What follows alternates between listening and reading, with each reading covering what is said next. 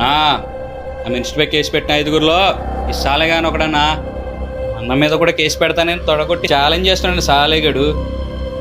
తొడగొట్టుడు challenge చేసుడు. Challenge చేసి తొడగొట్టనికి నేను ఆటగాడిని కాదు, ఆటగాడిని. రే రాధా, నా పేరేందిరా?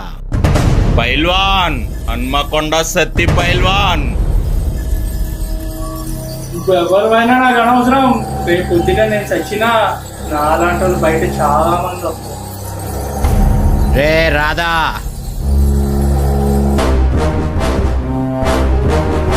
రేయ్,